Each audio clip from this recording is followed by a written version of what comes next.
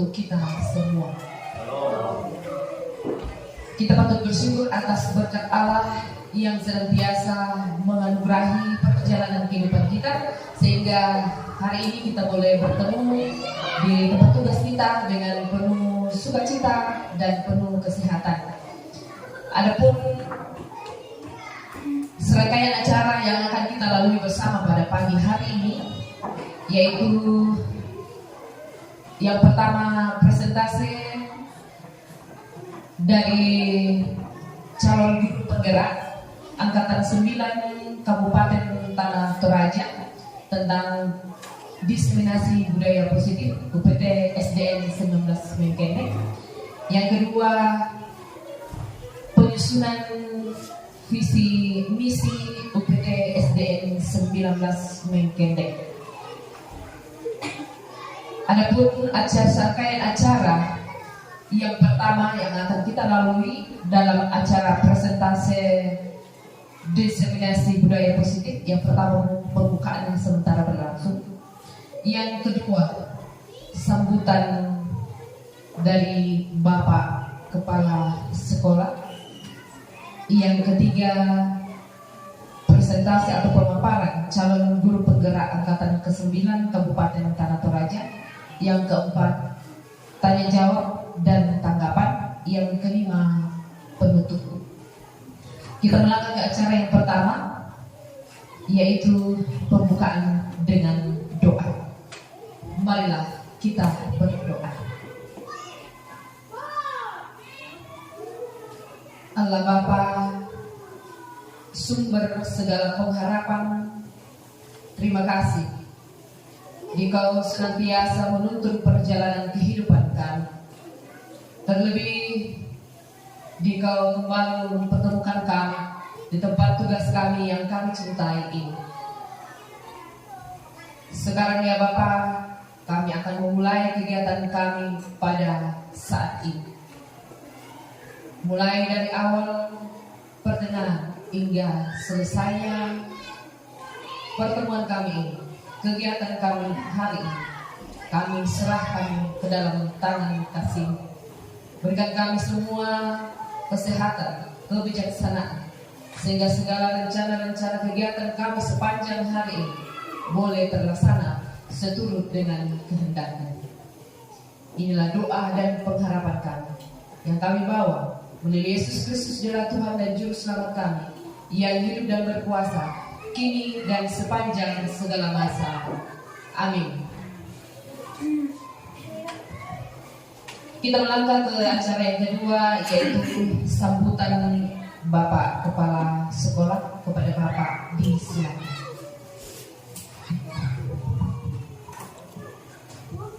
Terima kasih atas kesempatan yang diberikan kepada saya.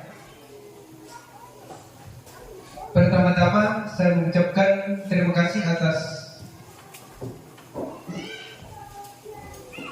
kesediaan kita semua, teman guru, Bapak Ibu guru, atas mendukung kegiatan calon guru penggerak di sekolah kita.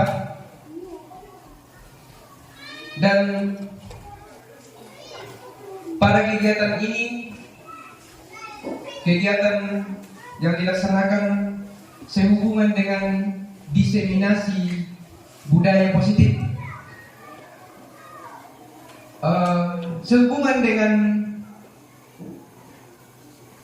budaya positif ini, kita semua Bapak Ibu guru sudah paham yang mana itu budaya yang biasa diartikan dalam bahasa sehari-hari, kebiasaan. Jadi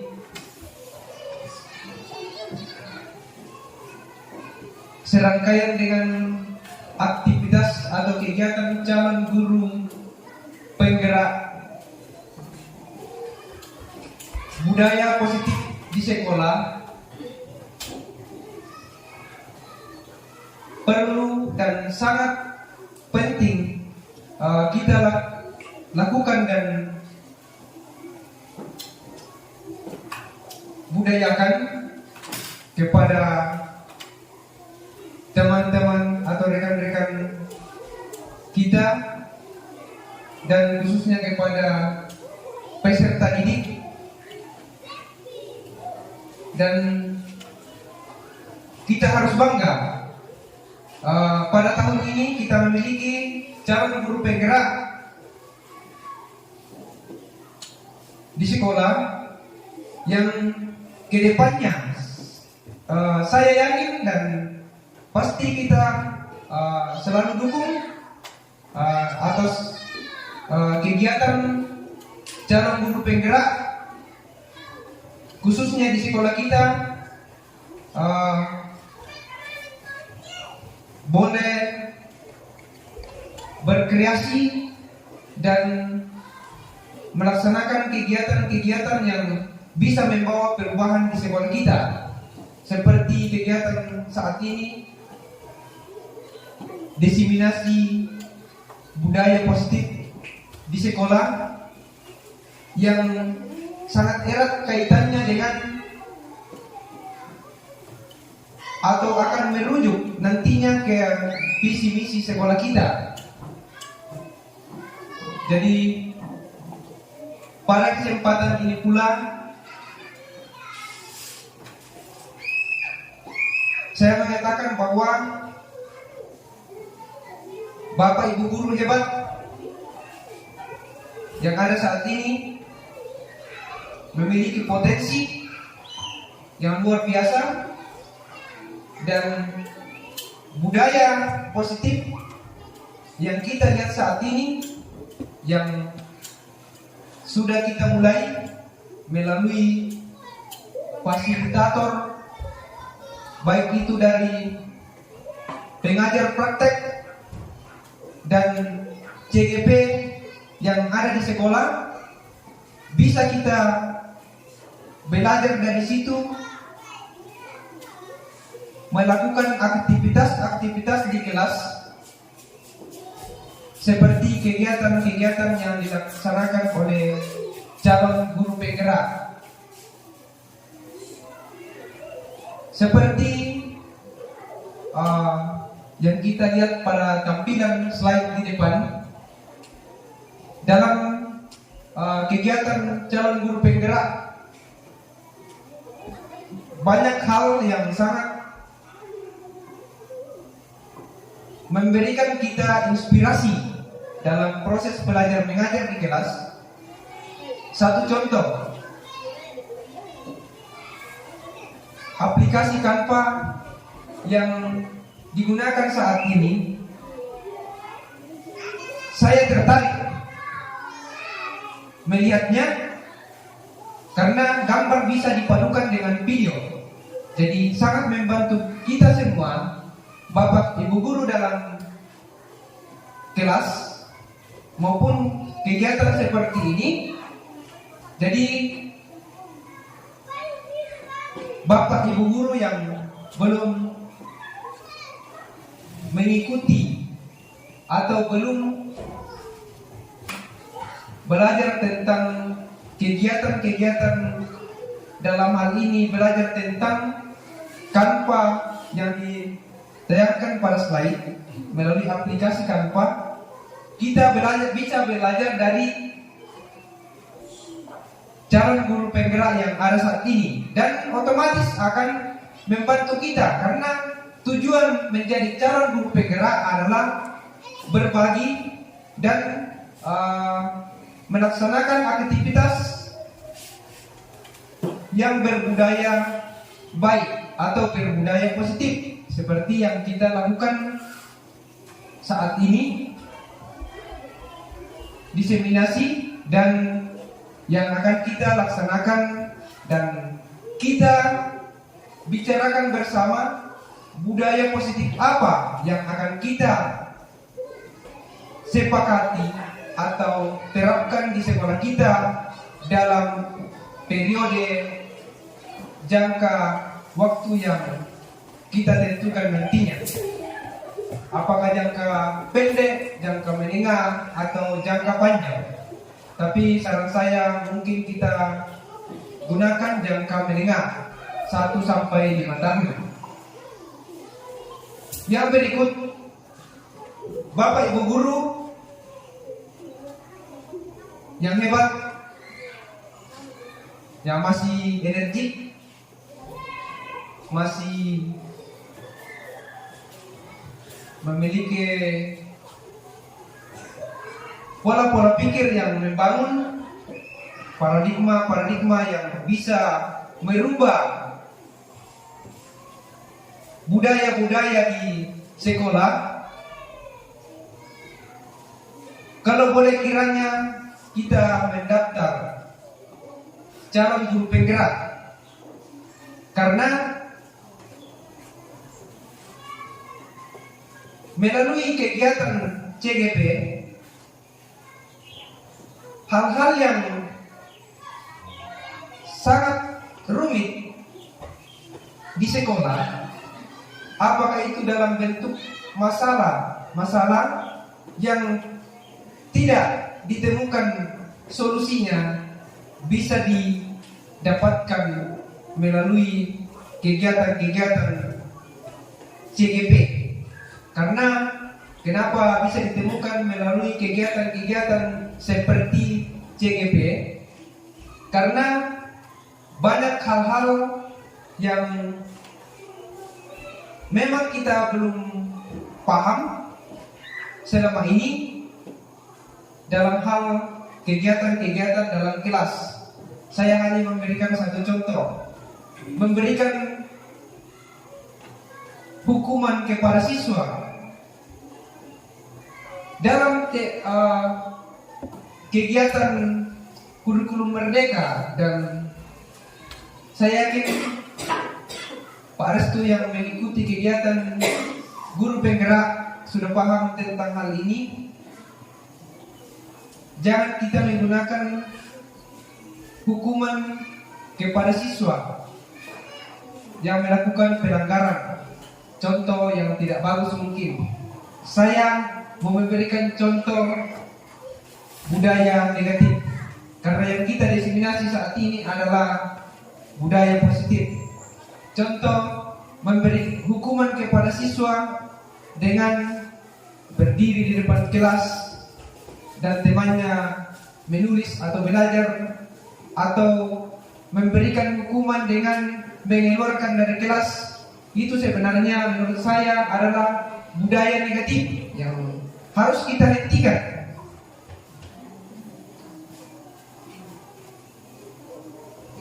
Yang berikut, dalam hal mengembangkan sekolah kita semua harus turut mengambil peran dan harus kita kerjasama, baik itu antar orang tua siswa, komite sekolah, pemerintah, dan khusus bagi kita warga sekolah. Sekiranya ke depan kegiatan-kegiatan yang sangat mendesak ataupun dalam hal hubungannya dengan kegiatan CGP yang sangat membantu kita dalam merubah paradigma di sekolah kita,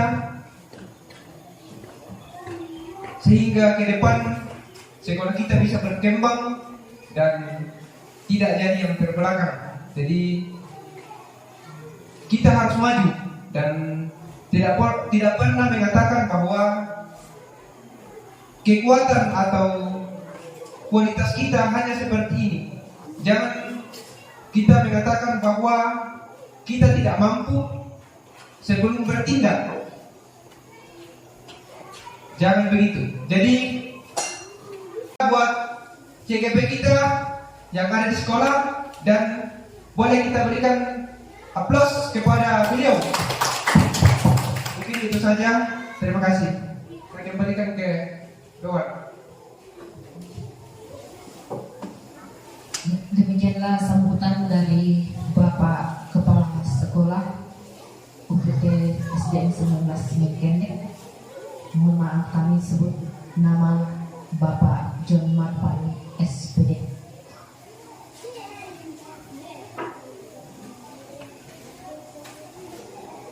Sekolah idaman merupakan sekolah yang sesuai dengan cita-cita. Lantas bagaimana cita-cita pendidikan pada sekolah? Sekolah tentunya tempat untuk menuntut ilmu dengan keadaan nyaman dan untuk mengembangkan bakat yang dimiliki. Oleh karena itu, kami persilakan presentasi atau pemaparan calon guru penggerak Angkatan 9 Kabupaten Tanah Toraja tentang diseminasi budaya positif oleh Bapak Restu Pondanan SPD. Kepada Bapak disilakan.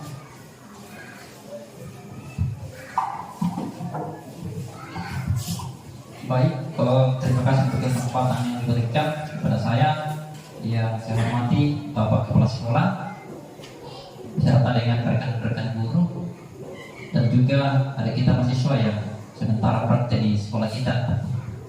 Ya, jadi kehadiran saya di sini Bapak Ibu, bahwa saya tidak sedang mengajar Bapak Ibu, tetapi kita akan sama-sama belajar menggali ilmu tentang bagaimana pentingnya budaya positif itu di sekolah kita.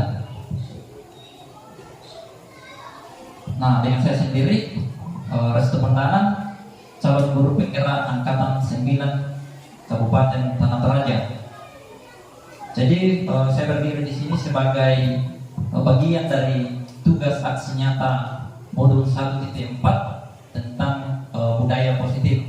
Jadi hal-hal yang kami dapatkan di guru penggerak diharapkan mampu berimbas kepada sekolah di mana kami sedang bertugas. Ya, jadi kurang lebih seperti itu pengantar Bapak Ibu. Nah, untuk mengawali diskusi kita pada saat ini, di sini ada pertanyaan tematik. Ya, Bapak Ibu bisa menjawab setuju atau tidak. Ya. Yang pertama, apakah Bapak Ibu setuju bila pemberian hukuman dapat mendisiplinkan siswa? Kira-kira bagaimana pendapat Bapak Ibu? Ya, silakan. Ya, terima kasih atas kesempatan yang diberikan kepada saya. Saya akan menjawab pertanyaan pertama, pemberian hukuman dapat mendisiplinkan siswa. Ya, kalau menurut saya setuju karena pemberian hukuman itu merupakan pembentukan sikap dan perilaku siswa di sekolah agar bisa patuh dan taat pada aturan. Yang penting di sini aturan atau yang penting di sini hukuman yang akan kita berikan itu berdampak positif bagi siswa. Karena tanpa hukuman otomatis kesalahan-kesalahan yang selama ini dia lakukan akan terulang terus tanpa ada hukuman yang berdampak positif bagi siswa. Ya, terima kasih. Ya, terima kasih untuk pendapat dari Bu Yapolina yang menyatakan bahwa hukum itu bisa mendisiplinkan siswa. Jadi menurut Ibu Yapolina bahwa Ibu setuju. Kemudian yang kedua, pemberian hadiah itu dapat meningkatkan prestasi siswa atau memberikan sebuah penghargaan. Apakah itu bisa meningkatkan prestasi siswa? Silakan Bapak Ibu. Ya, silakan Ibu Novi. Ya, terima kasih atas kesempatan yang diberikan. Menurut saya setuju karena dengan memberikan hadiah dapat mendorong siswa atau dapat mendorong siswa untuk lebih giat di dalam belajar. Ya, mungkin itu saja dari saya. Terima kasih. Ya, terima kasih Bu. Jadi menurut Ibu Novi bahwa ketika kita memberikan sebuah reward, memberikan penghargaan ataupun hadiah kepada anak-anak kita, maka menurut Ibu Novi tadi mengatakan bahwa Ibu setuju dalam rangka untuk meningkatkan prestasi dari siswa. Kemudian yang ketiga, guru harus mampu memberikan solusi untuk setiap permasalahan yang dihadapi oleh anak-anak kita. Kira-kira ada dari Bapak Ibu yang bisa memberikan statement? Ya, silakan dari Bapak.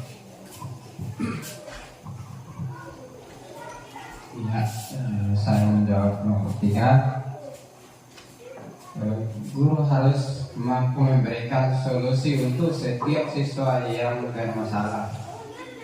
Ya, saya setuju karena sebagai guru merupakan tugas dalam menyelesaikan masalah yang dihadapi oleh siswa.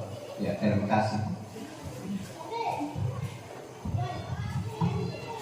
Ya, menurut Pak Ruru menyatakan bahwa ketika siswa kita menghadapi sebuah masalah, maka peran kita sebagai guru atau pendidik bisa memberikan sebuah solusi dari permasalahan yang dihadapi. Kemudian yang keempat, guru berperan sebagai teman bagi siswa. Ada dari Bapak Ibu, ya silakan Pak Sarjen. Ya, terima kasih untuk kesempatan yang diberikan. Di sini guru berperan sebagai teman bagi siswa. Ya, menurut saya setuju jika guru berperan sebagai teman bagi siswa.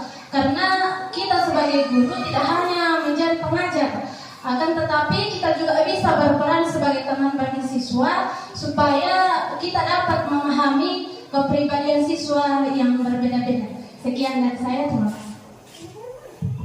Ya, baik, terima kasih dari Pak Sarjen mengatakan bahwa peran kita sebagai guru itu bisa sebagai teman sebaya. Ya, jadi semua pertanyaan yang Bapak siapkan ini itu dikatakan oleh Bapak Ibu setuju atau sepakat. Nah, untuk itu mari kita sama-sama menyimak materi. Iya, jadi sebelum itu tentang budaya positif. Jadi mungkin ini bukan lagi hal yang baru bagi kita terkait dengan budaya positif. Jadi budaya positif itu adalah perwujudan dari nilai-nilai atau keyakinan universal yang diterapkan di sekolah. Jadi itu tentang budaya positif. Jadi penerapan atau perwujudan dari nilai-nilai atau keyakinan universal yang diterapkan di sekolah. Ya, selanjutnya kemudian ada pun yang akan kita pelajari bersama-sama pada saat ini tentang konsep inti dari bagaimana menciptakan atau mewujudkan budaya positif itu. Yang pertama adalah tentang disiplin positif. Kemudian yang kedua adalah motivasi perilaku manusia. Yang ketiga, keyakinan kelas atau keyakinan sekolah. Yang keempat, kebutuhan dasar manusia. Yang kelima adalah posisi kontrol kita sebagai seorang pendidik atau guru. Kemudian yang keenam adalah tentang penerapan segitiga restitusi. Nah, ini Bapak Ibu yang akan kita pelajari bersama-sama.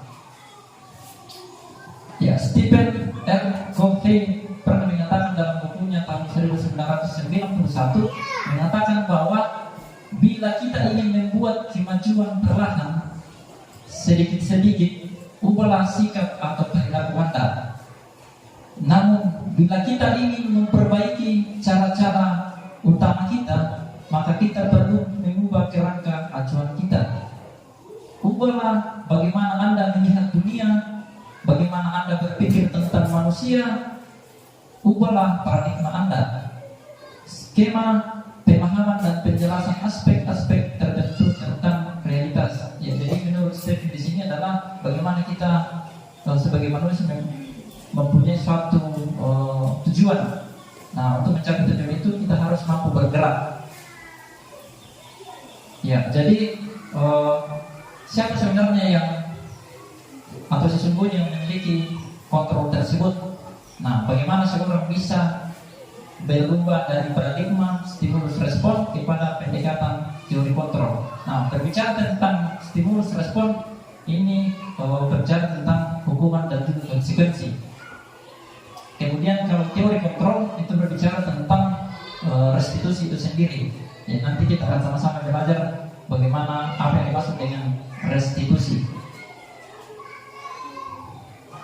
Ya, yang pertama disiplin positif. Ya, jadi kata disiplin ini bukan lagi hal yang awam bagi kita, bukan lagi hal yang baru, tetapi sering kita mendengar dan sering kita mengucapkan. Bahkan menjadi pertanyaan bagi kita, bahkan refleksi juga bagi kita bahwa apakah kita sudah menjadi bagian dari disiplin ini. Ya, apakah kita hanya biasa menyampaikan, tetapi kita sendiri tidak mampu untuk mengimplementasikan dalam perilaku kita sehari-hari, baik di rumah maupun di lingkungan sekitar kita atau di tempat kerja. Nah, berbicara tentang disiplin positif, berarti itu merupakan salah satu cara penerapan disiplin yang bertujuan untuk menumbuhkan kesadaran serta memberdayakan anak untuk melakukan sesuatu tanpa selokan, ancaman maupun hukuman.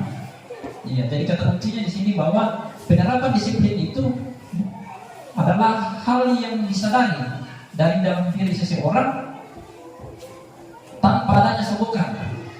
Iya, ketika orang ingin melakukan sesuatu dengan baik, iya, tanpa selokan, itu yang dimaksud dengan disiplin. Jangan mau melakukan sesuatu ketika ada penghargaan yang diberikan atau ada selokan, kemudian tidak ada ancaman dan juga tidak ada hukuman.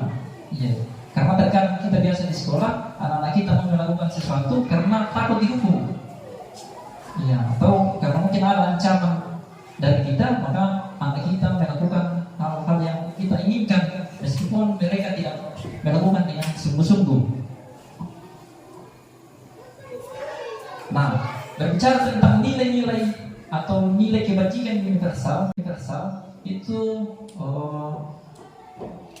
semua sudah tertuang di dalam 6 dimensi profil pelajar Pancasila. Jadi untuk Bapak Ibu yang mungkin sudah mengimplementasikan IKM kurikulum Merdeka, mungkin bukan hal yang baru lagi terkait dengan 6 dimensi ini. Yang pertama itu adalah beriman bertakwa kepada Tuhan yang Maha Esa dan berakhlak mulia.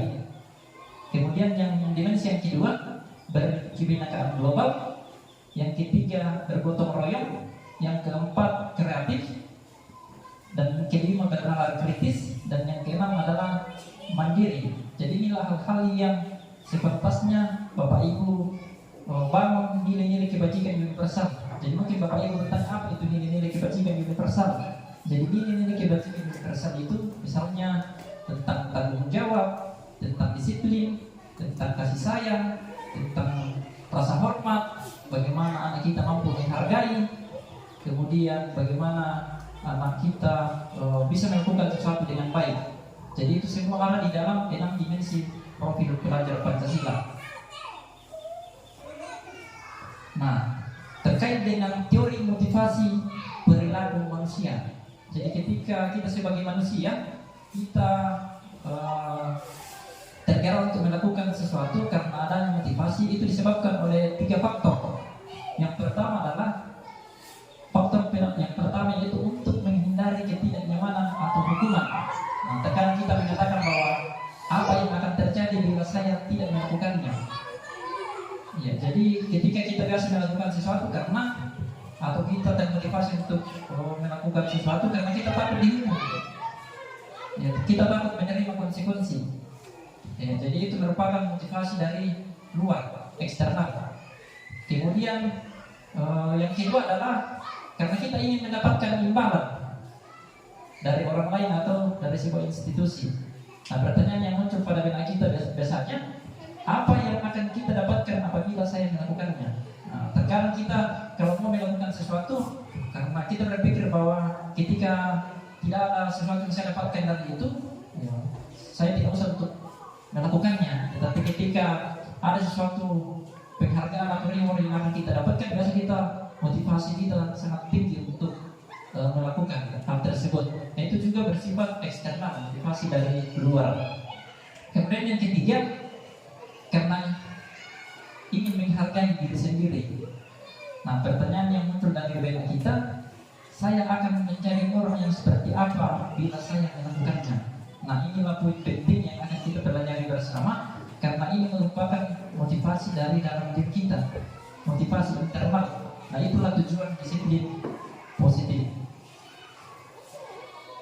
Nah, menurut Ki Hajar Dewantara, Bapak Pendidikan Nasional, merdeka itu artinya tidak hanya terlepas dari perintah, akan tetapi juga cakap buat memerintah diri sendiri. Jadi kita sangat tertarik dengan kata-kata dari Ki Hajar Dewantara bahwa ketika kita ingin merdeka, kita tidak hanya terlepas dari suatu perintah, tetapi ketika bagaimana kita mampu manajemen atau memerintah diri kita sendiri. Nah, ini adalah hubungan antara hukuman, konsekuensi, dan restitusi.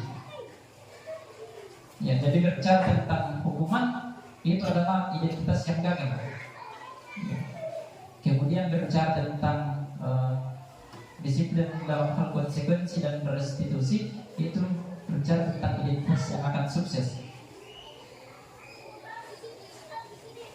Nah, berdasarkan bahan di atas atau bahan tersebut, perbedaan dari hukuman, konsekuensi, dan juga restitusi.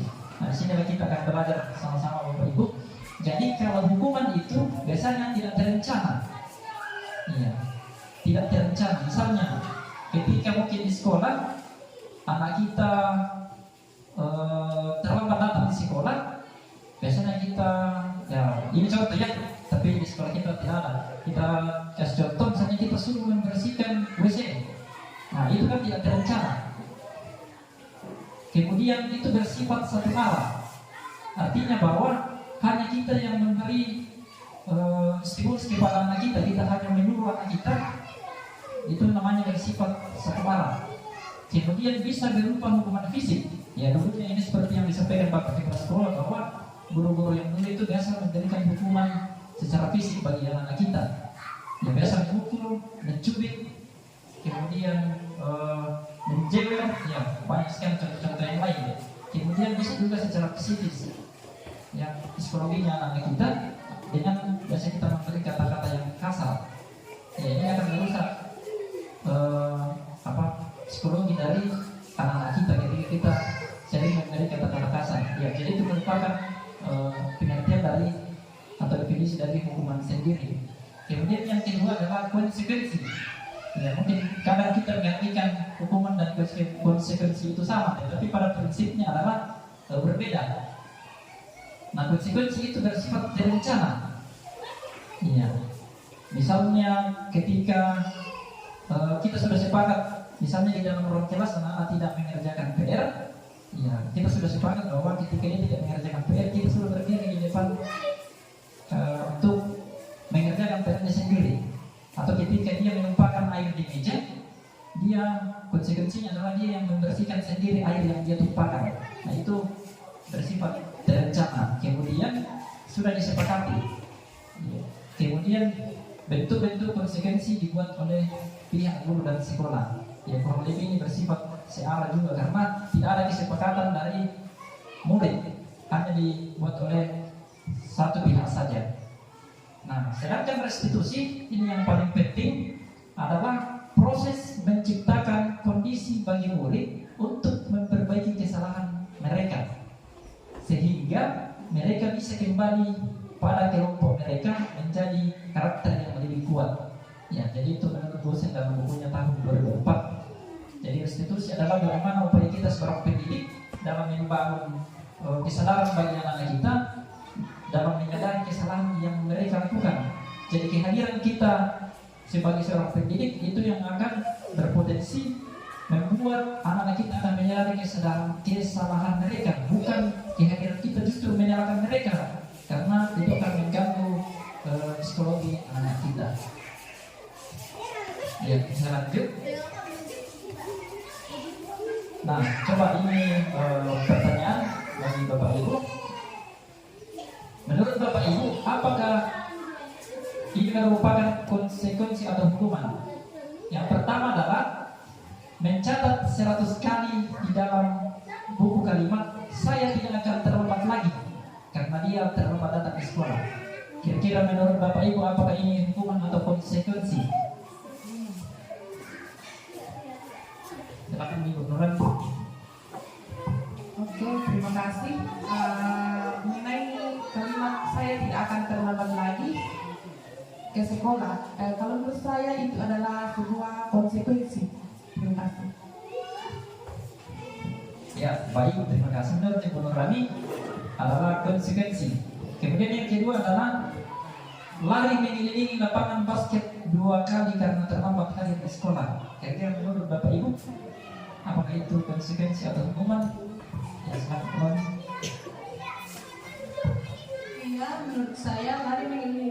basket 2 kali karena terlambat hadir di sekolah itu, kalau menurut saya itu hukuman. Ya, terima kasih. Ya, terima kasih Bu. Jadi menurut Ibu Robi itu merupakan sebuah hukuman. Kita menghukum anak kita untuk berlari mengelilingi lapangan. Kemudian yang ketiga, murid diminta untuk pusat sebanyak 15 kali karena tidak menggunakan masker ke sekolah. Ya, mungkin bisa dari Bapak. Baik, terima kasih. Mendengar penjelasan dari Bapak tadi bahwa hukuman ini berbeda dengan konsekuensi. Jadi boleh diminta untuk push up 12 kali karena tidak menggunakan masker di sekolah. Jadi kalau saya ini adalah sebuah konsekuensi bagi siswa, bukan hukuman karena apa namanya, hal yang dilakukan ini adalah hal yang mungkin direncanakan. Terima kasih. Ya, terima kasih Pak. Kemudian yang berikutnya adalah mengganti kertas tugas teman yang telah dicoret-coret. Menurut Bapak Ibu, apakah ini hukuman atau konsekuensi ketika anak kita disuruh mengganti kertas temannya yang telah dicoret-coret? Ya, silakan Bapak bilang. Kalau menurut saya itu menggantikan kertas tugas teman yang telah dicoret-coret itu konsekuensi. Iya, menurut Ibu Robi konsekuensi. Kemudian yang berikutnya adalah membersihkan tumpahan air di meja tulis karena tersenggol pada saat belajar. Menurut Bapak Ibu,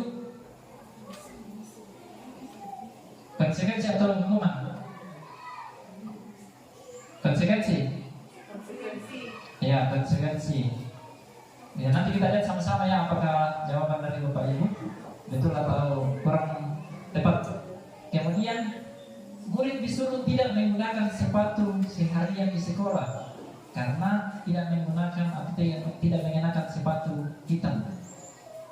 Kira-kira hukuman atau konsekuensi Bapak Ibu? Apa? Hukuman. Ya, menurut Bapak di sekolah itu adalah hukuman. Kemudian yang berikutnya adalah lari mengelilingi lapangan basket 2 kali karena terlambat 10 menit untuk belajar PJK. Konsekuensi atau hukuman Bapak Ibu? Hukuman. Ya, ada yang berpendapat hukuman, ada juga yang berpendapat itu sebagai konsekuensi. Nah, coba kita lihat sama-sama. Nah ini. Jadi ketika anak kita menyuruh anak kita mencatat 100 kali, itu merupakan sebuah hukuman. Kemudian kalau kita menyuruh anak kita untuk lari lapangan basket, itu adalah juga hukuman. Kemudian ketika murid disuruh untuk pusat, itu adalah hukuman. Dan juga ketika menggantikan kertas tugas teman yang dicoret-coret, itu adalah konsekuensi. Itu menjadi konsekuensi bagi anak kita. Kemudian membersihkan tumpahan air, itu adalah konsekuensi. Kemudian murid disuruh untuk tidak mengenakan sepatu di sekolah, seharian di sekolah, itu adalah hukuman. Kemudian lari mengelilingi lapangan basket 2 kali adalah konsekuensi. Ya. Next. Nah, perbedaan pada prinsipnya perbedaan hukuman dan juga konsekuensi adalah yang pertama itu adalah terkait hukuman, sesuatu yang menyakitkan harus terjadi. Nah, kalau konsekuensi sesuatu yang harus terjadi. Kemudian hukuman membuat anak sakit, fisik ataupun secara batin atau dalam hatinya. Kemudian untuk jangka waktu yang lama. Ya, jadi ini membuat anak kita merasa sakit hati atau sakit secara fisik dalam jangka waktu yang lama ketika kita memberikan sebuah hukuman. Kalau konsekuensi membuat anak merasa tidak nyaman dalam jangka waktu yang pendek. Itu perbedaannya. Kemudian hukuman itu bisa membuat anak membenci kedisiplinan. Ya, mungkin pada saat kita memberi hukuman mungkin dia akan berlebih, tapi dia akan semakin merasa dia akan berontak. Kemudian konsekuensi itu membuat anak menghargai disiplin. Kemudian hukuman itu berupa paksaan. Kalau konsekuensi itu adalah berupa stimulus atau rangsangan dan juga ada tanggapan. Kemudian hukuman itu mendorong anak menyakiti dirinya sendiri. Kemudian konsekuensi mendorong anak agar mudah menyesuaikan diri. Hukuman itu konsep diri yang buruk, kemudian konsekuensi adalah konsep diri yang baik. Kemudian hukuman itu anak belajar untuk menyembunyikan kesalahan. Ya, ketika kita memberikan hukuman, anak tersebut akan berusaha untuk menyembunyikan kesalahannya. Kemudian kalau konsekuensi, anak belajar untuk mematuhi peraturan. Kemudian hukuman itu membuat anak kita marah, kemudian merasa bersalah, kemudian merasa dipermalukan, kemudian merasa tidak dihargai. Kemudian kalau konsekuensi, anak kita akan merasa kehilangan hak, dibuat tidak nyaman, diasingkan untuk sementara atau time out. Ya, next. Nah, dihukum oleh penghargaan. Ya, mungkin selama ini kita sering memberikan penghargaan kepada anak kita. Nah, menurut Alfi dalam bukunya tahun 1993 bahwa penghargaan berlaku sama dengan hukuman. Iya, penghargaan itu sama dengan hukuman. Dalam arti meminta atau membujuk seseorang melakukan sesuatu untuk memenuhi suatu tujuan tertentu dari orang yang meminta atau membujuknya. Dorongan eksternal dan akan ada faktor ketergantungan. Beberapa dampak dari pemberian penghargaan yang biasa kita berikan. Yang pertama adalah dampaknya itu pengaruh jangka pendek dan juga jangka panjang. Jangka pendeknya, ya mungkin saat itu anak-anak kita ketika kita memberikan sebuah penghargaan, mungkin mereka akan senang. Tetapi dalam jangka panjangnya, ketika tidak ada lagi penghargaan yang kita berikan, maka anak-anak kita bisa ketergantungan. Kemudian penghargaan itu tidak efektif. Nah, seperti yang saya sampaikan tadi bahwa ketika penghargaan itu tidak ada lagi diberikan kepada anak kita, motivasi untuk melakukan sesuatu itu mungkin akan sulit dalam diri anak kita. Tapi kalau jangka pendeknya memang baik, tetapi untuk jangka panjang ketika tidak ada lagi reward karena anak-anak kita sudah tergantung diberikan penghargaan atau reward, maka dia tidak akan termotivasi lagi ketika tidak ada penghargaan yang diberikan karena sudah terbiasa.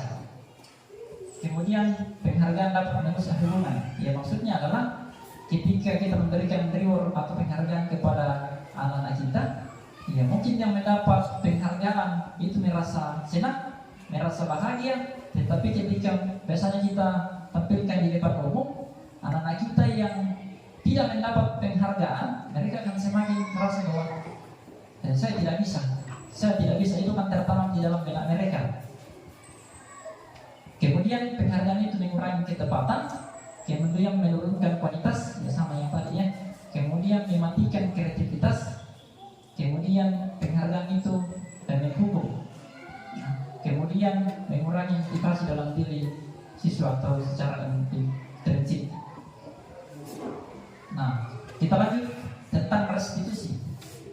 Jadi restitusi itu tadi berbicara tentang bagaimana upaya kita sebagai pendidik untuk bagaimana membuat anak-anak kita itu menyadari kesalahan mereka sehingga mereka kembali ke kelompok mereka menjadi karakter yang lebih kuat. Yang pertama, ciri restitusi adalah bukan untuk menebus kesalahan. Ya, jadi ketika anak-anak kita beri pendampingan, bukan mereka untuk menebus kesalahan. Beda dengan hukuman atau konsekuensi. Jadi ketika kita suruh atau kita beri hukuman atau konsekuensi, mereka lakukan itu karena ingin menebus kesalahan mereka. Tetapi pada prinsipnya restitusi itu adalah untuk belajar dari kesalahan.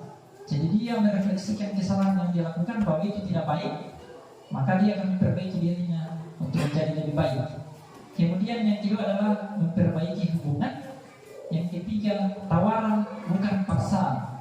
Ya, nanti kita akan sama-sama saksikan ilustrasi dari restitusi. Restitusi menuntut untuk melihat ke dalam diri. Ya, maksudnya anak-anak sendiri akan menyadari kesalahan yang telah diperbuat. Kemudian restitusi mencari kebutuhan dasar yang mendasari tindakannya. Nah, disitulah peran kita sebagai pendidik dalam upaya menggali kira-kira apa yang menyebabkan sehingga anak kita melakukan suatu kesalahan atau pelanggaran. Kemudian restitusi diri adalah cara yang paling baik. Restitusi fokus pada karakter bukan tindakan. Kemudian restitusi fokus pada solusi. Ya, ini penting bahwa poin penting dari restitusi sendiri adalah solusi. Bukan seperti yang dikatakan pada poin satu tadi adalah untuk menebus kesalahan, tetapi bagaimana kita mencarikan solusi dari permasalahan yang dihadapi oleh anak kita. Kemudian restitusi mengembalikan murid yang berbuat salah pada kelompoknya. Nah, kita lanjut. Bagian berikutnya itu tentang keyakinan kelas. Ya, berbicara tentang keyakinan jelas bukan hal yang baru lagi bagi kita mungkin, tetapi pada penerapannya mungkin masih belum tepat cara kita untuk bagaimana membuat keyakinan atau kesepakatan kita di kelas ataupun di sekolah. Nah, menurut Bapak Ibu, mengapa disebut keyakinan kelas? Ya, mengapa bukan disebut saja peraturan kelas? Kira-kira ada Bapak Ibu yang bisa memberi pendapat? Kenapa disebut keyakinan kelas? Kenapa bukan peraturan?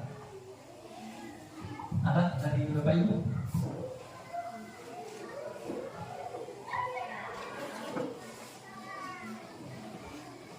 Bu saja. Oh iya, silakan dari Bapak.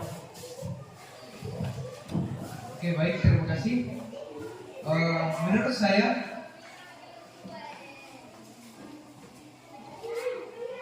mengapa disebut keyakinan kelas bukan peraturan kelas? Karena sesuai dengan pemaparan Bapak tadi bahwa kalau peraturan berimbas ke hukuman,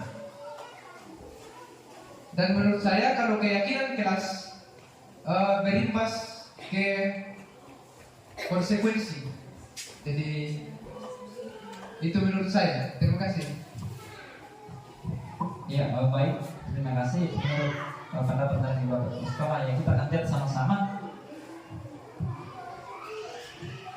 Nah, ya, ilustrasinya adalah coba diperhatikan Bapak Ibu. Menurut Bapak Ibu, yang mana merupakan keyakinan kelas, gambar 1 atau gambar 2? Untuk menjawab pertanyaan tadi. Gambar 1 adalah ini, gambar 2 adalah ini. Kira-kira menurut Bapak Ibu yang mana yang gambar 1 atau gambar 2 keyakinan kelas? Mengapa? Ya, silakan Bapak Ibu. Ada yang bisa memberikan?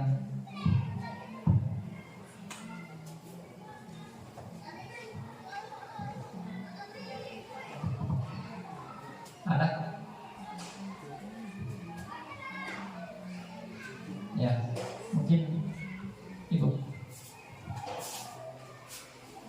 Menurut Ibu, yang mana yang termasuk di kelas? Menurut saya yang termasuk keyakinan kelas itu di gambar 1. Ya, terima kasih Bu. Kemudian ada jawaban lain? Ada? Ya, silakan dari Evi. Ya, menurut saya keyakinan kelas itu yaitu poin kedua, gambar kedua, karena keyakinan menurut saya keyakinan kelas itu berasal dari apa namanya, anak-anak yang dan guru dari apa yang mereka yakini. Jadi keyakinan mereka untuk melakukan hal itu, sehingga oleh saya memilih gambar kedua. Ya, terima kasih dari Bu Sylvie mengatakan bahwa yang menurut keyakinan kelas adalah gambar kedua. Ya, jadi Bapak Ibu di sini nampak bahwa poin pertama saja sudah menjelaskan bahwa adanya kesepakatan antara guru dengan murid. Ya, jadi kalau di poin pertama tidak nampak. Ya, jadi di poin pertama di gambar kedua ini sudah nampak bahwa keyakinan kelas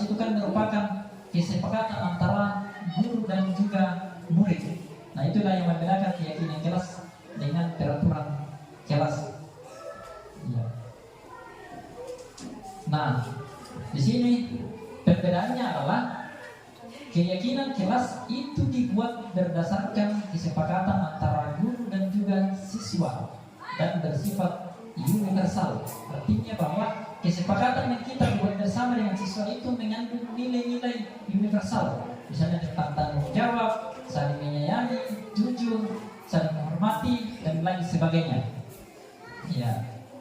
Kemudian kalau peraturan kelas itu biasanya hanya dibuat oleh guru maupun sekolah tanpa melibatkan siswa. Ya, itu yang membedakan keyakinan kelas dengan peraturan kelas. Jadi sudah bisa terjawab apa perbedaan dari keyakinan kelas dan juga peraturan kelas. Pada intinya bahwa keyakinan kelas itu bukan siswa terlibat. Kemudian kalau peraturan kelas hanya bersifat satu arah atau dibuat oleh sepihak. Itu kata kuncinya. Nah, adapun prosedur dalam pembentukan keyakinan kelas, ya ada prosedurnya Bapak Ibu, bukan hanya langsung ditempel.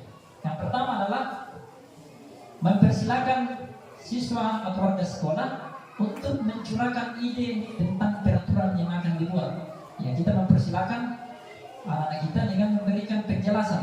Ya, tentunya diawali dengan sebuah penjelasan bahwa tujuan dari kita membuat keyakinan kelas adalah seperti ini. Ya. Kemudian setelah anak-anak kita menulis, mereka atau kita bisa mencatat semua masukan. Ya, jangan sampai ada masukan dari anak kita yang kita tidak rampukan atau kita tidak catat. Kemudian setelah kita catat, ya karena biasanya anak kita membuat dalam bentuk kalimat negatif. Nah, tugas kita adalah menjadikan kalimat positif. Misalnya anak kita membagikan sebuah ide, dilarang membuang sampah sembarangan. Nah, kita akan berubah ke dalam kalimat positif. Jadi ketika dirubah dalam kalimat positif menjadi buanglah sampah pada tempatnya. Nah, kemudian bisa juga anak kita memberi tidak bermain di dalam kelas pada saat jam pelajaran. Nah, tugas kita bisa mengubah menjadi kalimat positif, mendengarkan penjelasan guru. Nah, hal seperti itu Bapak Ibu maksudnya. Kemudian tinjau kembali pendapat yang terkumpul dan susun menjadi keyakinan kelas. Ya. Kemudian tinjau ulang keyakinan yang telah tersusun 3-7. Ya. Jangan terlalu banyak, cukup 7 yang gampang diingat oleh maksimal 7 yang gampang diingat oleh siswa kita atau murid kita. Nah, kemudian juga yang penting adalah semua masukan itu tidak semua kita tulis. Jadi poin pentingnya adalah ketika ada jawaban dari anak-anak kita yang mungkin hampir sama, kita buat dalam satu keyakinan saja. Ya. Kemudian meninjau dan menyetujui dengan menandatanganinya. Ya, seperti yang saya sudah terapkan di kelas, ini adalah masukan dari anak-anak. Kemudian setelah itu saya buat di dalam kalimat positif yang kemudian menjadi satu keyakinan kelas seperti ini. Nah, setelah seperti yang saya sampaikan bahwa saya menyuruh murid-murid di kelas 6 untuk menandatanganinya sebagai bukti bahwa mereka yang meyakini atau menyepakati dari 6 kesepakatan kelas ini. Ya. Kemudian keyakinan kelas yang terakhir ditempel di depan di dinding kelas. Ya, terserah Bapak Ibu mau tempel di depan atau di samping ruang kelas. Nah, itu prosedur yang dilakukan. Nah, ini yang saya sampaikan tadi bahwa pertama itu sosialisasi tentang keyakinan kelas itu apa. Kemudian anak-anak diberi kesempatan untuk menulis ide mereka. Kemudian mereka, ya prosedur yang saya gunakan kemarin adalah mereka sendiri yang menempel, karena biasanya anak-anak seperti itu tertarik untuk menempel. Kemudian kita perlu mengubah kalimat negatif menjadi positif. Setelah itu mereka menempel dan juga menandatanganinya, ya, seperti yang di depan Bapak Ibu.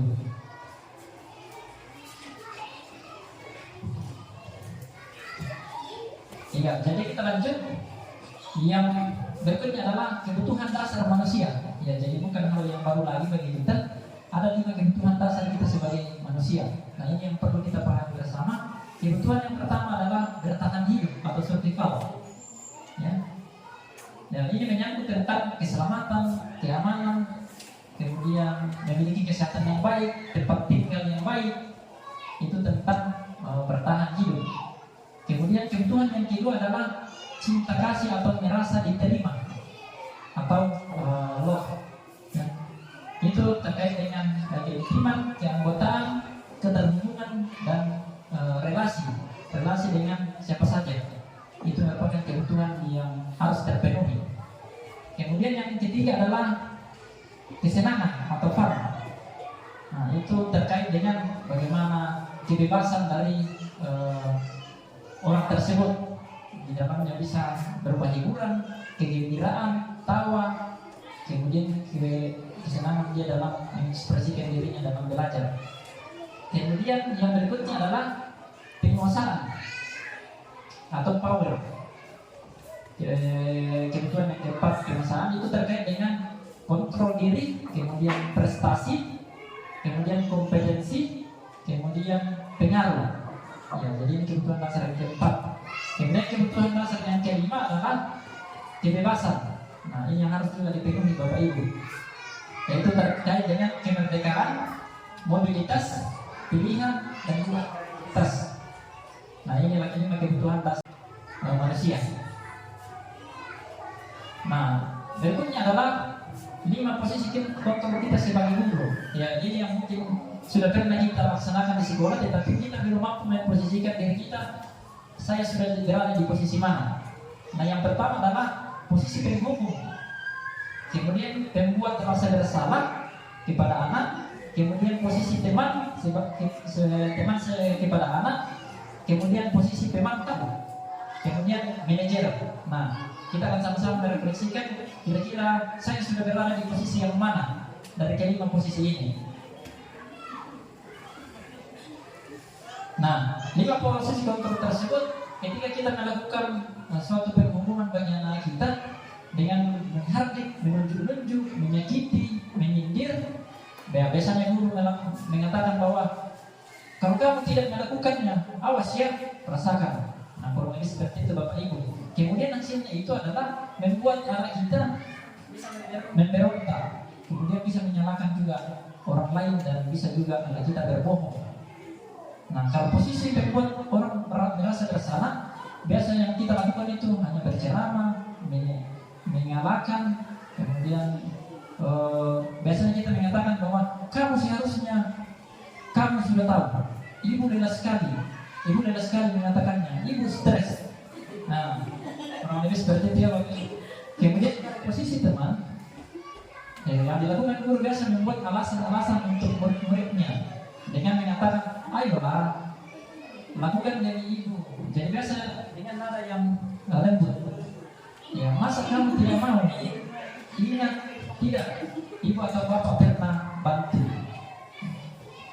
Kemudian hasilnya itu adalah membuat anak kita tergantungan. Iya, jadi kalau kita tidak hadir lagi sebagai teman, ya mungkin prestasi belajarnya itu akan menurun. Kemudian kalau teman tahu, yang kita lakukan biasa dalam menghitung dan mengukur. Biasa yang kita sampaikan apa peraturannya. Nah, hasilnya itu adalah menyesuaikan diri bila diawasi. Ya, ketika hanya diawasi baru dia mau melakukannya. Kemudian kalau posisi manajer, mengajukan pertanyaan-pertanyaan. Biasanya kita menyampaikan apa yang kamu yakini benar. Kemudian apa yang bisa kamu kerjakan untuk memperbaiki masalah ini. Nah, seperti itu. Kemudian hasilnya adalah akan membuat pribadi murid yang lebih baik. Nah, kaitannya dengan dunia berkualitas, ya, anak-anak biasa akan menjawab ketika kita hadir sebagai posisi penghukum. Anak-anak biasa mengatakan bahwa biarkan saja, nanti juga marah-marah lagi. Nah, biasanya ketika mungkin kita sudah membelakang anak murid kita, bisa saja mereka mengatakan seperti itu. Kemudian dampaknya pada murid adalah mengulangi kesalahan. Ya, kemudian yang berikutnya adalah membuat orang merasa bersalah. Kaitannya dengan dunia berkualitas adalah maafkan saya. Anak-anak akan berkata seperti itu. Kemudian dampaknya itu mereka akan merasa rendah diri. Kemudian kalau posisi sebagai teman, anak-anak akan menjawab, saya pikir bapak atau ibu teman saya, ternyata begitu. Nah, dampaknya itu mereka akan memang tidak mandiri dan tergantung. Kemudian kalau kehadiran kita sebagai pemantau, anak kita bisa berkata berapa banyak bintang yang saya harus peroleh. Maksudnya adalah ketika kita memberikan sebuah reward atau penghargaan, ya biasanya diterapkan di kelas-kelas rendah. Ketika anak kita wajib, kita memberikan bintang. Nah, kemudian berapa halaman yang harus saya tulis? Nah, dampaknya adalah menitikberatkan pada sanksi atau hadiah untuk dirinya. Sama saja yang akan tergantung. Kemudian kalau posisi manajer, anak kita akan berkata bagaimana cara saya bisa memperbaiki keadaan atau kesalahan yang saya lakukan.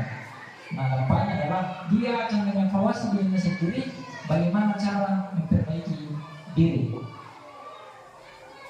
Ya, kita akan saksikan Bapak Ibu posisi sebagai penghukum, ilustrasi tentang posisi sebagai penghukum. Ya, nanti Bapak Ibu akan menyadari saya sudah berada di posisi yang mana.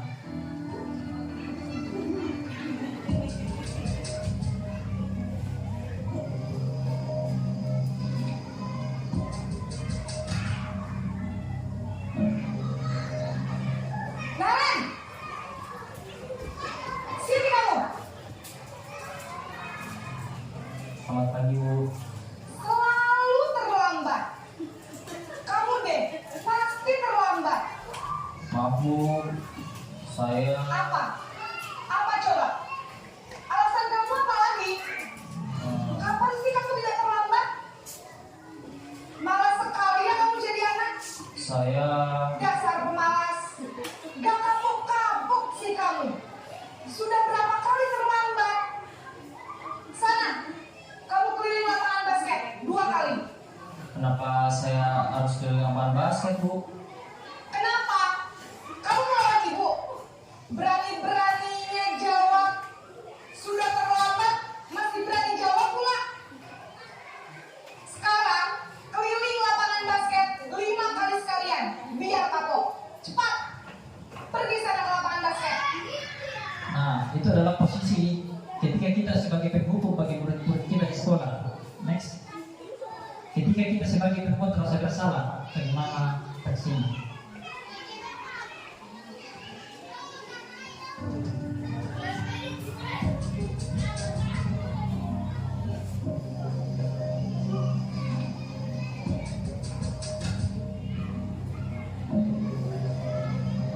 Naren!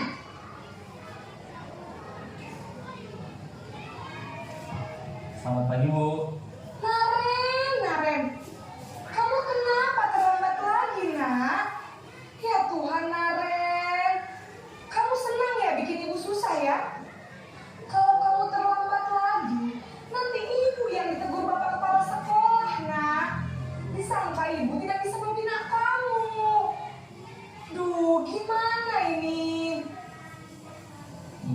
Maaf Bu, Duh, Gusti Naren. Kamu suka ya kalau ibu ditegur bapak kepala sekolah?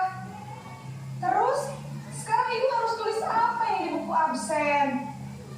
Ini kamu sudah sering terlambat loh. Ibu harus apa coba? maaf Bu, maaf sekali. Ya sudah, lain kali jangan bikin ibu susah lagi ya nak ya. Ibu tidak akan kuat lagi kalau kamu gini terus. Bisa jantungan kalau ibu tegur bapak kepala sekolah. Sana cepat, kelas. Maaf ya Bu, maaf sekali. Ya, jadi itu adalah posisi ketika kita menjadi membuat rasa bersalah kepada murid kita. Kemudian yang ketiga adalah ketika kita hadir sebagai teman bagi anak kita, bagaimana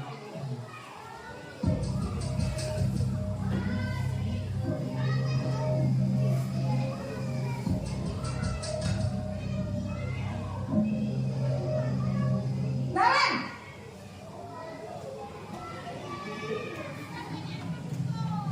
selamat pagi Bu. Wah, sudah jam berapa ini nak? Terlambat lagi ya sayang. Iya Bu, habis ibu saya belum membangunkan saya Bu. Kamu malah menyalahkan ibu kamu. Kamu bukannya anak yang larinya paling kencang. Kok terlambat sih? Iya Bu, Saya memang terlambat bangun tadi, jadi biarpun saya lari kencang, tetap gak kekejar, Bu. Ya sudah sana, nanti lain kali larinya lebih kenceng lagi ya, biar gak terlambat lagi.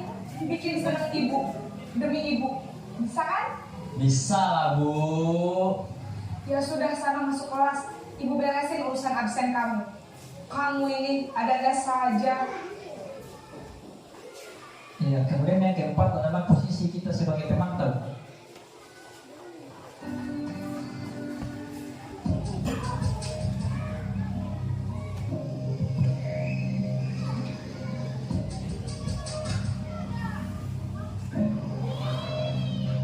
Naren!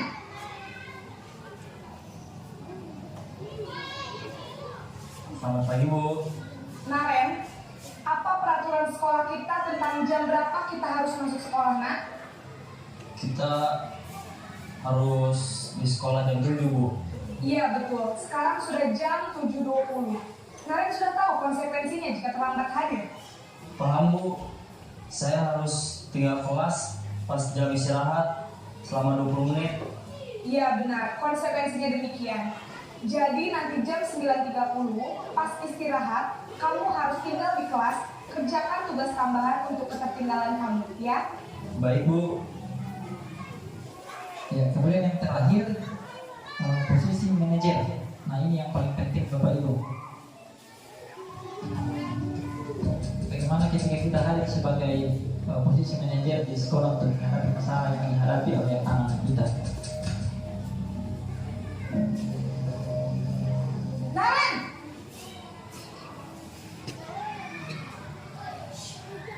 Selamat pagi, Bu. Selamat pagi, Naren. Maaf, Bu. Saya terlambat. Iya, sekolah masuknya jam 7, sekarang sudah jam 7.20. Jadi sekarang bagaimana ini, Naren? Maaf, Bu. Saya lupa setel alarm saya semalam.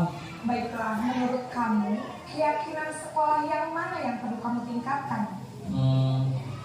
Menghargai diri sendiri dan orang lain mungkin ya, Bu. Setuju. Jadi, apakah Naren meyakini prinsip saling menghormati tersebut? Iya, Bu. Saya meyakininya. Apakah Naren bersedia memperbaiki masalah keterlambatan ini? Bersedia, Bu. Bagaimana kamu akan memperbaiki masalah keterlambatan ini? Saya akan coba untuk tidak lupa menyetel alarm saya, Bu. Baik, kalau Naren lupa menyetel alarm di rumah, ada orang yang kira-kira bisa bantu mengingatkan tidak? Ada, Bu. Kakak saya, Kak Emma. Ada lagi selain Kak Emma? Selain Kak Emma, ada ibu saya. Baik, jadi yang mengingatkan Naren adalah Kak Emma dan ibu kalian. Kira-kira akan mulai setel alarm kapan nih, Naren? Setelah pulang sekolah, akan segera saya lakukan. Baik, jadi Naren akan setel alarm untuk bangun besok pagi dan akan diingatkan oleh kakak dan ibunda Naren ya. Ada lagi yang mungkin perlu dilakukan, Naren, agar tidak terlambat bangun lagi? Tidak ada, Bu. Baik, Naren, terima kasih untuk kerjasama kamu. Sekarang kamu perlu kembali ke kelas untuk belajar. Baik, Bu. Jadi tadi sudah nampak bahwa kira-kira kita bisa refleksikan sudah di mana posisi kita sebagai seorang guru dalam mendidik anak-anak kita, apa kita bertindak sebagai penghukum, sebagai pemantau, teman, pembuat rasa bersalah, atau kita sebagai manajer. Nah, berikut pernyataan misalnya saya kecewa sekali dengan kamu, itu adalah yang dikatakan guru sebagai pembuat orang merasa bersalah. Kemudian kamu tidak pernah benar melakukannya, itu biasa dikatakan posisi penghukum. Ayolah lakukan demi ibu atau bapak, itu posisi teman. Apa kamu mau mendapatkan stiker bintang hari ini, itu dikatakan biasa oleh pemantau. Kemudian bagaimana kamu bisa menyelesaikan masalah ini, itu dikatakan oleh manajer. Kamu selalu yang paling terakhir atau penghukum. Nah, poin pentingnya di sini Bapak Ibu adalah posisi manajer. Bagaimana kita membuat anak-anak kita menyadari kesalahan yang mereka lakukan dan apa upaya-upaya, bukan hanya menyadari, tapi apa upaya yang akan dilakukan oleh anak-anak kita untuk memperbaiki kesalahan mereka. Nah, yang terakhir adalah segitiga restitusi. Ya, jadi restitusi sendiri itu adalah upaya untuk menyadari membuat anak kita menyadari kesalahannya. Adapun cara yang dilakukan ada 3 langkah. Yang pertama adalah menstabilkan identitas. Nah, biasanya kita menyampaikan kepada anak kita, yang pertama adalah setiap orang pasti pernah melakukan kesalahan. Kamu bukan satu-satunya yang pernah melakukan kesalahan. Atau bisa juga ditambahkan bapak atau ibu juga pernah melakukan kesalahan. Kemudian langkah yang kedua adalah validasi kebutuhan atau validasi tindakan yang salah. Kamu tentu punya alasan mengapa melakukan itu. Kemudian adakah cara yang lebih efektif untuk mendapatkan apa yang kamu butuhkan? Nah, kemudian yang ketiga, menanyakan keyakinan. Nilai apa yang telah kita sepakati? Ya, biasa kita menanyakan keyakinan apa yang telah kita sepakati. Kemudian kamu ingin menjadi orang yang seperti apa? Ya, ini merupakan wujud dari bagaimana kita membuat anak kita selain menyadari kesalahannya, dia mau memperbaiki kesalahannya dengan motivasi dalam diri sendiri. Yang berikut ilustrasi singkat terkait dengan penerapan segitiga restitusi.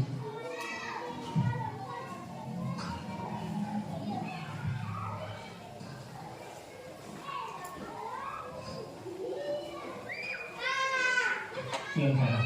Iya, Pak. Sudah lama nggak ketemu Sarah? Kenapa hari ini ada di sini? Kesel, Pak. Kesel banget. Masa aku dikatain tukang fitnah, Pak? Ini tahapan Ya aku marah lah. menstabilkan Aku identitas. balik katain Eka di depan kelas. Kesel banget. Oh, begitu. Ya pasti kamu marah dan kesal. Bapak juga akan marah apabila ada yang menyuruh Bapak seperti itu. Kemudian pada saat itu, Kemudian tahapan yang kedua, Ya saya langsung ngatain Eka lah, Pak. Kesel banget. Saya bentak-bentak dia depan teman-teman lain. oh begitu. Pasti kamu melakukan seperti itu karena suatu alasan tertentu, kan? Iyalah, masa saya diam saja, Pak? Ya saya bela diri lah. Masa saya dituduh tukang fitnah? Ya wajar lah. Mempertahankan harga diri itu sesuatu yang penting buat kamu. Untung kamu tidak gagal lagi, hanya membentak-bentak. Iya. Untung saya masih bersabar dan hanya membentak saja. Sudah gemes padahal. Saya pasti bela diri lah. Ya pasti ya. Tapi kamu memilih untuk tetap bertahan dan bersabar. Kamu memilih untuk tidak berbuat lebih parah lagi, bukan? Iya. Nah, sekarang coba kita lihat tadi. menanyakan Tindakan keyakinan. kamu yang bentak-bentak Eka di kelas. Tindakan kamu itu kira-kira sesuai dengan keyakinan kelas atau prinsip kamu tidak? Enggak lah, Pak. Capek, Pak, jadi pemarah. Jadi keyakinan atau prinsip mana yang kurang sesuai dengan keinginan kamu? Ya, saya sebenarnya sangat menghargai orang lain. Mungkin saat itu saya menjadi emosi. Jadi tidak menunjukkan sikap itu. Kamu meyakini tidak? Menghargai orang lain itu penting buat kamu. Yakinlah, Pak.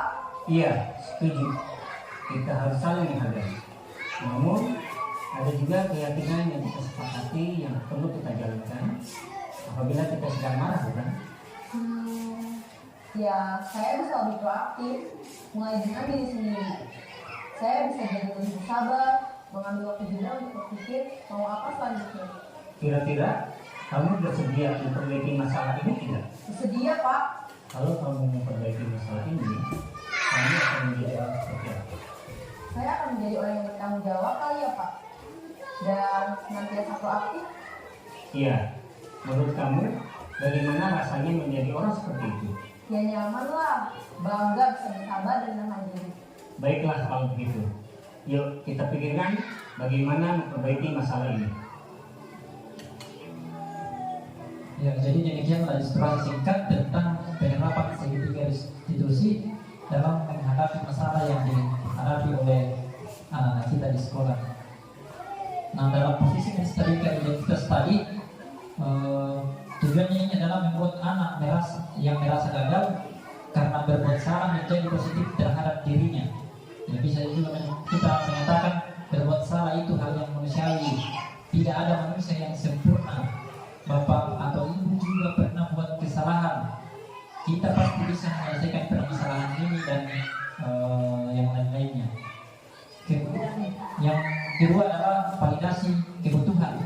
Nah, tujuan dari ini adalah untuk membantu murid mengenali basic need atau kebutuhan dasar yang ingin mereka penuhi ketika melakukan kesalahan tersebut. Nah, bisa kita menyampaikan bahwa kamu bisa saja melakukan hal yang lebih buruk, tapi kamu tidak melakukannya kan? Kemudian kamu pasti punya alasan mengapa melakukannya. Kemudian apa yang penting bagi kamu? Kamu boleh tetap berusaha menjaga sikap itu, tapi tambahkan sikap yang lain yang baru, artinya yang lebih positif. Kemudian bakal kamu belajar cara lain untuk mendapatkan yang kamu butuhkan tanpa harus memukul. Apakah kamu bisa melakukan dengan lebih baik besok lagi? Artinya kita apa yang menjadi kebutuhan anak kita gali. Kemudian yang terakhir itu adalah menanyakan keyakinan. Tujuannya adalah anak sendiri akan melihat kesalahan yang dihubungkan dengan norma sosial dan nilai-nilai yang mendasari manusia berinteraksi dengan orang lain.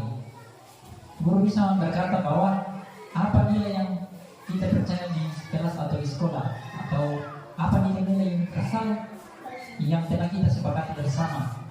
Kemudian kelas yang ideal itu seperti apa sih? Kamu ingin jadi anak yang seperti apa? Apa yang kamu rasakan ketika kamu melakukan itu? Kamu menjadi orang yang seperti apa? Nah, ya baik Bapak Ibu, kita masuk di bagian yang terakhir tentang refleksi dari semua materi yang telah kita dapatkan hari ini. Nah, di awal tadi Bapak sudah memberikan pertanyaan yang kurang lebih seperti ini. Setelah menyimak dari materi, menurut Bapak Ibu, apakah pemberian hukuman itu dapat mendisiplinkan siswa? Setelah kita sama-sama belajar hari ini, ya mungkin ada dari Bapak Ibu, apakah pemberian hukuman itu mendisiplinkan siswa? Ada?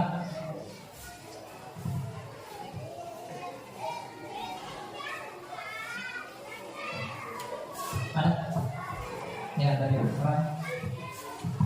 Terima kasih. Kalau menurut saya setelah mendengarkan pemaparan dari Bapak Restu Bondanan, pemberian hukuman itu tidak akan mendisiplinkan siswa, hanya akan menimbulkan rasa dendam kepada gurunya. Terima kasih. Iya, sangat betul yang disampaikan Ibu Nurani, bahwa ketika kita memberi hukuman dalam rangka mendisiplinkan siswa, maka membuat anak kita bisa merasa sakit hati, kemudian mereka akan dendam kepada gurunya, kepada kita. Kemudian yang kedua adalah pemberian hadiah meningkatkan prestasi siswa. Ada dari Bapak Ibu? Ketika kita memberikan hadiah atau penghargaan, apakah itu dapat meningkatkan prestasi siswa, baik dalam jangka pendek maupun jangka panjang? Ada dari Ibu?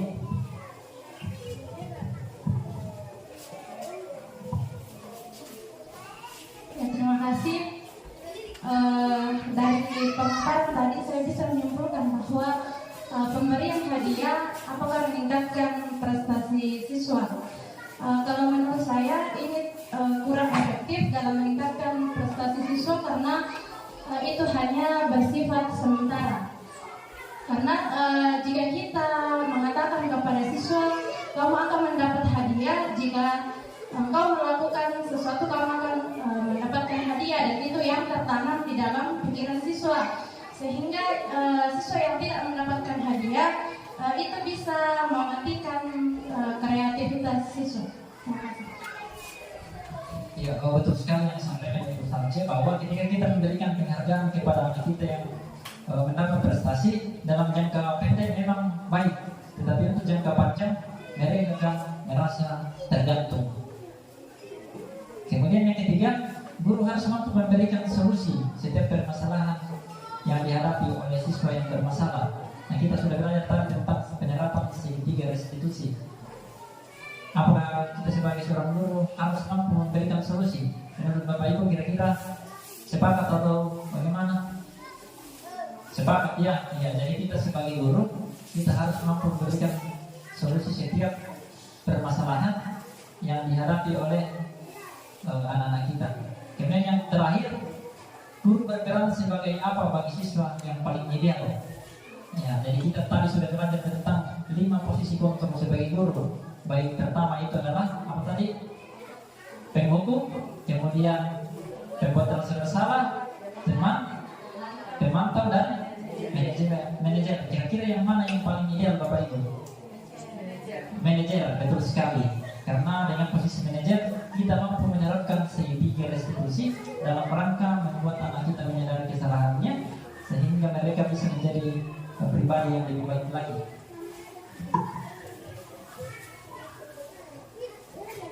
Ya, demikian Bapak Ibu.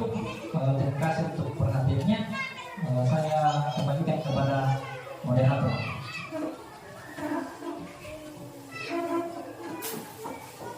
Ya. Demikianlah pemaparan dari Bapak Reski Pengganan. Sungguh luar biasa pemaparan diseminasi budaya positif. Di sini saya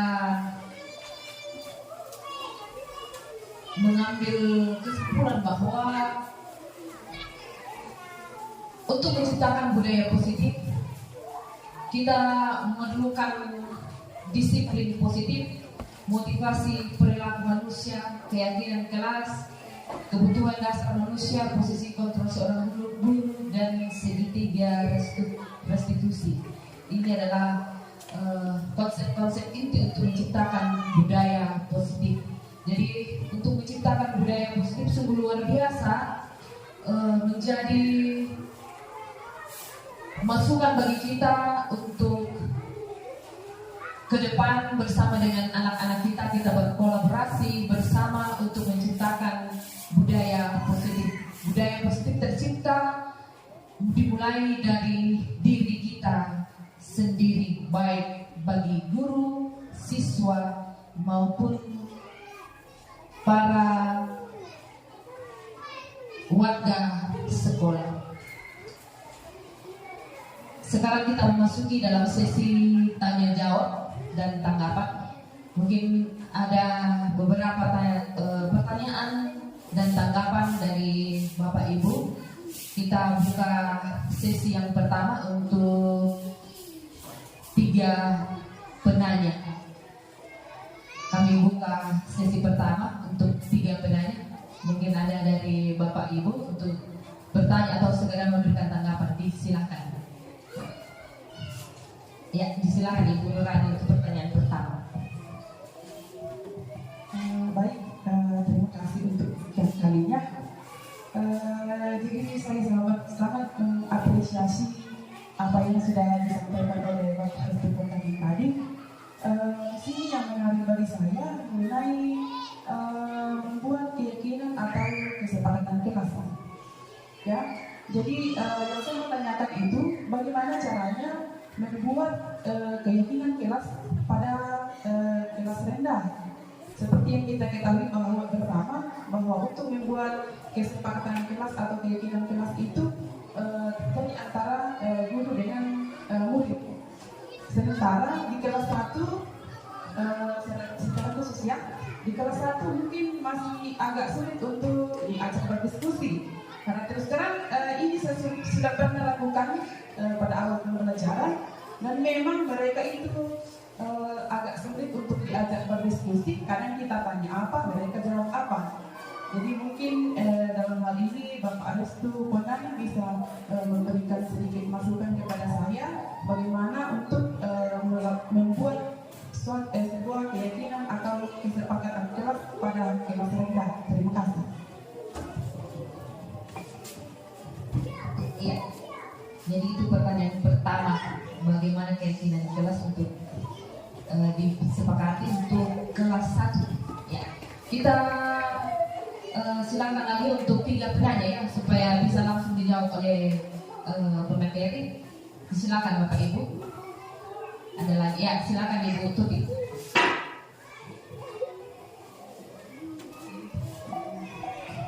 Baik, terima kasih. Yang ingin saya tanyakan di sini, kapan bisa membuat keyakinan kelas? Terima kasih. Iya. Dari Bu Tuti, kapan kita membuat atau menyepakati keyakinan kelas bersama dalam kelas. Pertanyaan ketiga, silakan Bapak Ibu. Siapa? Ibu Alfrida. Iya, terima kasih kesempatan diberikan. Luar biasa pemaparan hari ini tentang diseminasi budaya positif. Kita sudah ikuti bersama-sama dan dalam konsep inti untuk menciptakan budaya positif itu ada tadi satu poin di dalam, yaitu keyakinan kelas. Nah, seperti yang kita tahu bahwa keyakinan kelas dibuat berdasarkan kesepakatan antara guru dan siswa dan bersifat universal. Yang saya mau tanyakan di sini, Pak, apakah guru mapel bisa juga membuat keyakinan kelas? Sementara misalnya dalam kelas itu sudah ada guru kelas yang sudah membuat keyakinan kelas, apakah guru mapel bisa juga membuat keyakinan kelas? Demikian, terima kasih. Iya, terima kasih Bu atas pertanyaannya. Pertanyaannya, apakah guru mapel bisa membuat kesepakatan kelas? Kepada Bapak disilakan. Ya, baik, terima kasih Bu Moderator. Sekarang saya menjawab pertanyaan yang pertama terkait tadi dengan bagaimana proses membuat keyakinan kelas di kelas rendah. Ya, jadi kalau kita pahami secara bersama bahwa kelas rendah atau kita bercontoh kelas 1 atau kelas 2, dalam tahapannya tadi bahwa mereka menemukan ide gagasan-gagasan baik secara tertulis maupun tersirat. Nah, sedangkan di kelas rendah sendiri mereka belum mampu untuk secara fasih membaca atau menulis. Nah, ada strategi Bapak Ibu yang bisa kita gunakan adalah dengan cara membuat gambar. Jadi menyediakan dua opsi, dua gambar, dengan nanti kita siapkan dua gambar, mereka akan memilih. Misalnya yang pertama itu gambar tentang dilarang membuang sampah sembarangan. Jadi nanti disiapkan dua gambar di situ. Yang satu gambar tentang kita cari gambar yang lain. Nah, di situ nanti PR kita bagaimana mengarahkan anak-anak kita untuk memilih dari semua gambar yang kita sediakan.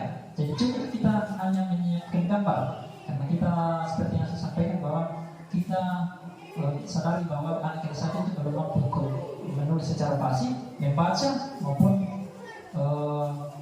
apalagi berbicara. Jadi cukup kita menunjukkan gambar-gambar yang konkret.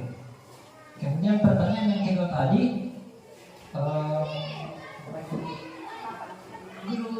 kapan kita membuat kesepakatan kelas? Iya, jadi untuk memulai membuat kesepakatan kelas sebenarnya Bapak Ibu itu dibuat di awal tahun ajaran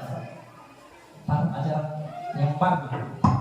Jadi karena kita ketahui bersama bahwa kesepakatan kelas itu adalah istilahnya kontrak selama 1 tahun berjalan selama siswa itu kita bimbing di kelas kita. Jadi kita bisa buat di awal tahun pelajaran. Nah, kalau misalnya konteksnya sekarang bahwa anak kita sementara berjalan dan kita belum buat, tidak apa-apa, kita bisa buat sekarang. Ya, kita buat di dalam berjalannya tahun ajaran tersebut. Kalau misalnya belum dibuat hari ini, bisa besok. Tidak mesti bahwa tahun ajaran baru, tetapi sebisa mungkin di awal. Ya, karena kita baru mulai saat ini menerapkan budaya positif, sebisa mungkin kita mulai sekarang ataupun awal tahun ajaran atau awal semester. Saya kira begitu. Untuk pertanyaan ketiga mengenai guru mapel, apakah bisa membuat kesepakatan kelas? Karena guru mapel ini masuk di kelas masing-masing, ya. Artinya guru mata pelajaran, apakah bisa? Iya, jadi terkait dengan guru mapel, karena pada prinsipnya bahwa guru mapel itu dalam rangka membuat keyakinan kelas dengan guru kelas itu berbeda pintu, berbeda jalur. Jadi guru kelas itu, misalnya saya di kelas 6 membuat kesepakatan atau keyakinan kelas bersama dengan murid saya, itu artinya kesepakatan saya dengan murid saya di kelas 6. Nah, kalau guru mapel, silakan Bapak Ibu berkreasi membuat keyakinan atau kesepakatan kelas bersama dengan murid yang diampun, misalnya guru agama Katolik, ya kan? Silakan buat dengan anak murid yang beragama Katolik ataupun guru agama Islam dan guru magang yang lain. Jadi tetap kita masing-masing Bapak Ibu membuat keyakinan kelas kita di kelas masing-masing dan mata pelajaran yang kita ampu. Saya kira begitu. Saya kembali kepada moderator. Iya.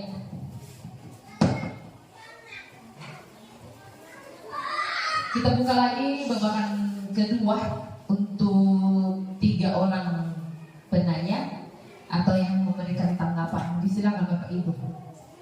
Siapa tahu masih ada yang mengganjal hati dan pikiran kita untuk kita laksanakan proses pembelajaran ke depan, menciptakan budaya positif baik di dalam kelas kita masing-masing maupun di lingkungan sekolah kita, bahkan juga bisa mulai di dalam keluarga kita masing-masing.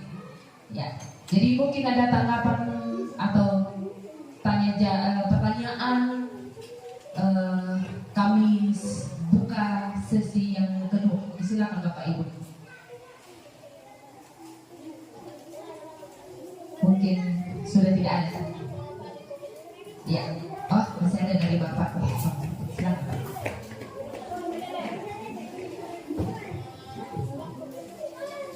Baik, terima kasih. Sehubungan dengan kesepakatan kelas, kira-kira apakah memungkinkan untuk dilakukan kesepakatan di ruang guru? Jadi mohon masukan dari Bapak Restu Bondanan untuk memberikan tanggapan tentang hal tersebut. Dan